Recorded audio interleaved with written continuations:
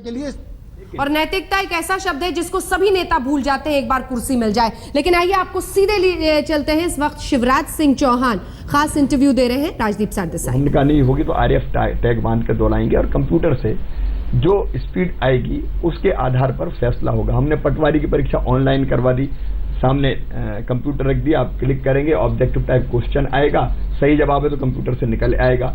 लेकिन कई भर्तियों में जब हमको ये पता चला कि पूरे ट्रांसपेरेंट सिस्टम के बाद भी गड़बड़ हुई तो मैंने ये फैसला किया कि इनकी तह तक जाना चाहिए। वो है बहुत कम। ये आपने किया या विसल ब्लोअर आनंद राय ने किया? जब आनंद राय को पता चला कि गड़बड़ी है तब उन्होंने याचिका दायर की, उन्होंने किया या आपने खुद किया? देखिए, मैं किसी के विवाद में नहीं पड़ना चाहता, लेकिन ये शुद्ध रूप से फैसला शिवराज सिंह चौहान का था 2013 में, जब मुझे पता चला जुलाई के महीने में कि PMT की परीक्षा में कुछ फर्जी छात्र बैठ रहे हैं। मैंने IG से कहा कि पकड़ो, होटल पे छापे मारे, वो पकड़े गए, उनसे पूछताछ हुई तो उन्होंने जिसका नाम लिया उसको पकड़ा गया, उसको पकड़ा, उससे पूछताछ हुई तो नितिन महेंद्र वगैरह के नाम आए।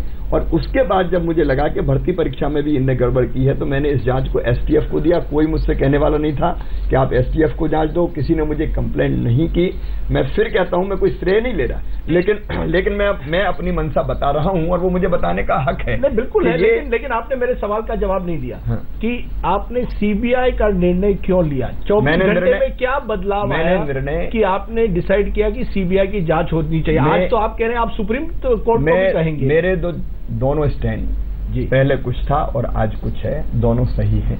मैं उसको एक्सप्लेन आपके सामने करना चाहता हूँ। ये जो STF ने जांच की व्यापम के मामले की, इतनी विस्तृत जांच आज तक हिंदुस्तान में कभी नहीं हुई। जिसके तार जहां से जुड़े, कोई रैकेटियर था तो किसी ने सिफारिश की, सबके सब पकड़े गए।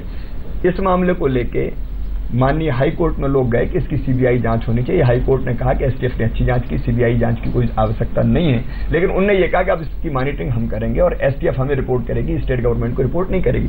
तब से राज्य सरकार का जांच से संबंध समाप्त हो गया। सीधे हाई कोर्ट ने मॉनिटरिंग करना शुरू की। आपने कोई दबाव किसी भी समय STF पर नहीं डाला? किसी भी एक केस में आपने, क्योंकि STF के ऑफिसर जो है मध्य प्रदेश के हैं, दिग्विजय सिंह का कहना है कि ऑफिसर जब मध्य प्रदेश के होते हैं मुख्यमंत्री उन पर दबाव डाल सकते हैं। वो जो करते थे वो उन्होंने बताया होगा। शिवराज सिंह चौहान नैतिक व्यक्ति है, मैं नहीं चाहता तो जांच होती नहीं। मुख्यमंत्री दबाव क्या डालता, कोई मामले ही सामने नहीं आता। अगर मुख्यमंत्री, आप जनता को आश्वासन दे रहे हैं कि एक भी इंस्टेंस में एक भी बार आपने फोन नहीं उठाया और STF के किसी अधिकारी को कहा कि जांच पर आप धीमा जाइए? कोई सवाल ही पैदा नहीं होता, क्योंकि ये जांच करवाने वाला मैं हूं।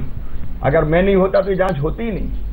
कहीं एक छोटी सी परीक्षा में गड़बड़ के मामले में इतनी बड़ी जांच प्रारंभ होती है। मैंने कहा कि नीचे तक जाओ और जो भी हो मत छोड़ो। तो CBI का फैसला क्यों लिया? क्या प्रधानमंत्री कार्यालय ने आपको फोन किया? इसलिए कोई प्रधानमंत्री कार्यालय का माननीय प्रधानमंत्री जी से कभी बात नहीं हुई, प्रधानमंत्री कार्यालय से कोई बात नहीं हुई, एक बार भी बात नहीं हुई प्रधानमंत्री से व्यापम पर। तो क्यों ये निर्णय लिया गया? क्योंकि लोगों को लगता है कि अक्षय सिंह के मौत के बाद एक तरह से दबाव बढ़ गया आप पर, मीडिया का दबाव बढ़ गया और इसलिए आपको लगा। अक्षय सिंह जी की मौत ने मुझे बहुत व्यथित किया।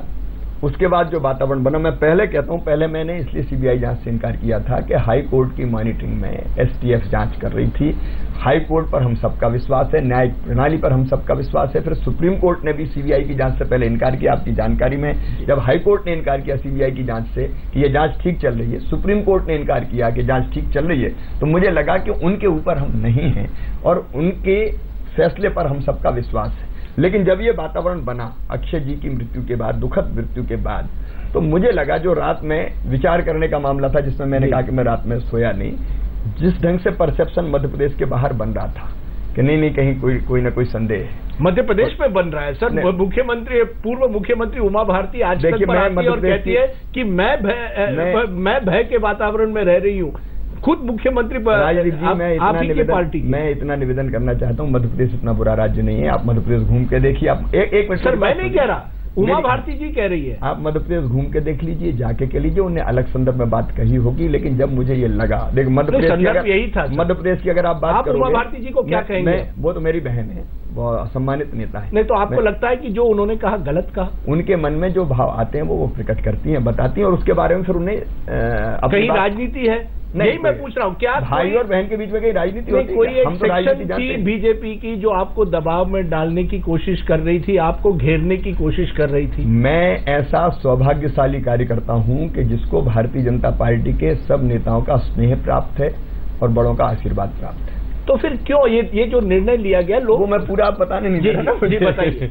मैंने फैसला इसलिए किया कि प्रदेश में की अगर आप बात कहें तो व्यापम को लेकर कांग्रेस विधानसभा में गई, हम विधानसभा जीते। व्यापम को लेकर कांग्रेस लोकसभा में गई, हम लोकसभा जीते। व्यापम के स्थानीय निकायों के चुनाव में लेके गई, 14 नगर निगम में से 14 के 14 हम जीते, एक कांग्रेस नहीं जीती। मध्य प्रदेश की जनता मुझे अच्छी तरह से जानती है।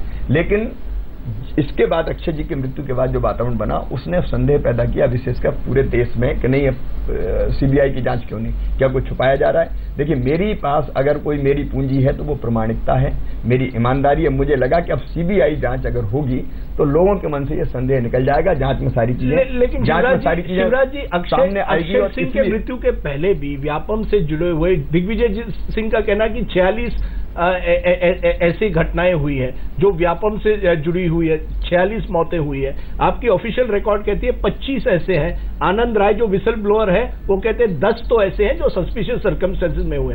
तब आपने ये निर्णय नहीं लिया।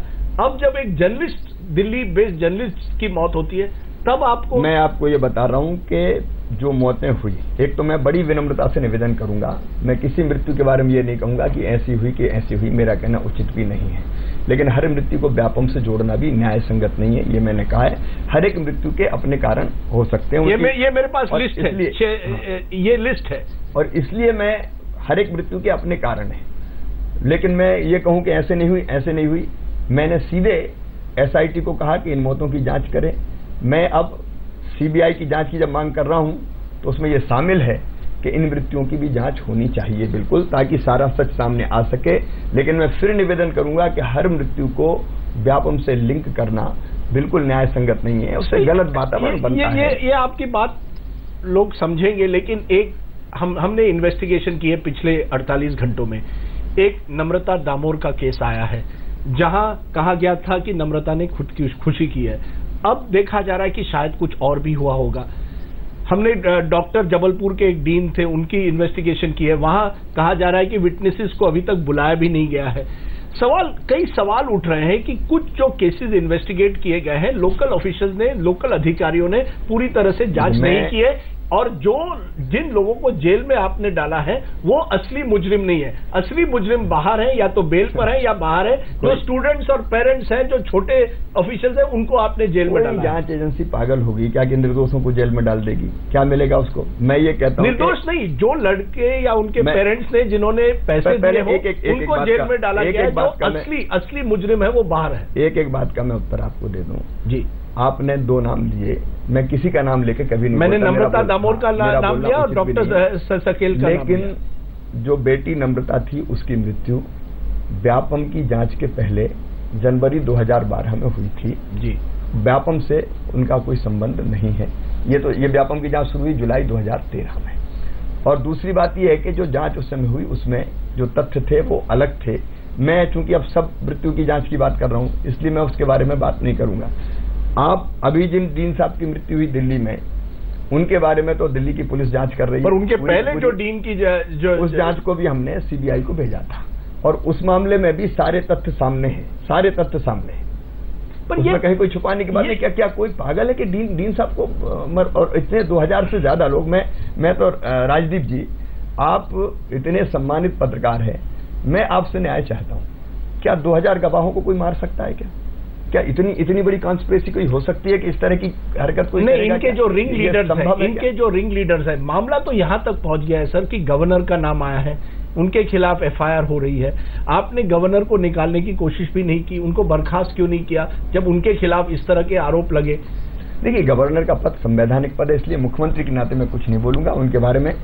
हाई कोर्ट ने कुछ कहा है, वो फैसला सामने आया है। सुप्रीम कोर्ट में मामला है, वो फैसला सामने। नहीं, पर आपको लगता है जब स्टेट के गवर्नर का नाम आता है तो मामला ऐसा लगता है कि पूरे स्टेट का सबसे बड़ा कॉन्स्टिट्यूशनल फंक्शनरी जो है उस पर भी एक तरह से एक आरोप लग रहे हैं। उस मामले में जैसे तथ्य थे उसके हिसाब से एसटीएफ ने कार्रवाई भी की है। हाई कोर्ट ने एक फैसला उसके बाद दिया है गवर्नर साहब के बारे में। और इसके बाद सुप्रीम कोर्ट में उन्होंने रेजिग्नेशन देना चाहिए आपको लगता है?